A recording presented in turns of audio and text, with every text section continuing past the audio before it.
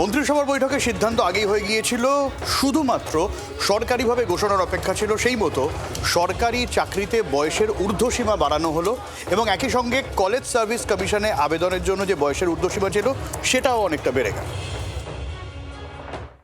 মাননীয় স্বরাষ্ট্র ও সমবায় মন্ত্রী অমিত শাহজি নির্বাচন প্রচারে রায়দিঘি থেকে বলেছিলেন যে 2015 সালের পরে পশ্চিমবঙ্গে কোনো রিক্রুটমেন্ট হয়নি, তাই প্রচুর শিক্ষিত যুবক যুবতীর বয়স চলে গেছে।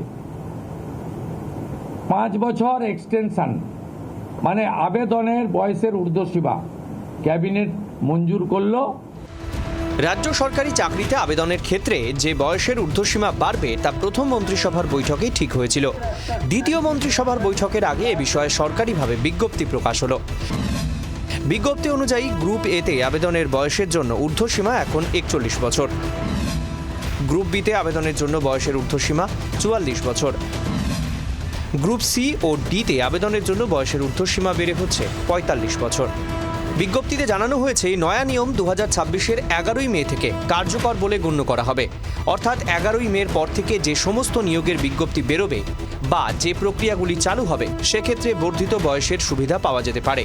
অন্যদিকে কলেজ সার্ভিস কমিশনেও এলো সুখবর। কলেজ সার্ভিস কমিশনের আবেদনের ক্ষেত্রেও বয়সসীমা 5 বছর বাড়ানো হয়েছে।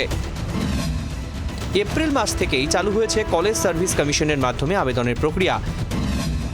আবেদনের ক্ষেত্রে যাতে আরও বেশি সুযোগ সুবিধা পান প্রার্থীরা, সে কারণেই এই সিদ্ধান্ত রাজ্যের।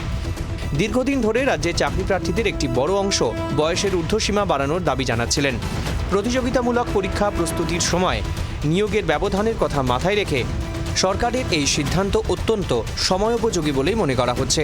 এই বিজ্ঞপ্তির ফলে সাধারণ শ্রেণীর যে সমস্ত পরীক্ষার্থীরা বয়সের কারণে সুযোগ হারাচ্ছিলেন তাদের সামনে ফের একবার সরকারি চাকরির দুয়ার খুলে গেল। পিয়ালি মিত্র, শ্রেয়সী গঙ্গোপাধ্যায় রিপোর্ট, জি 24 ঘন্টা।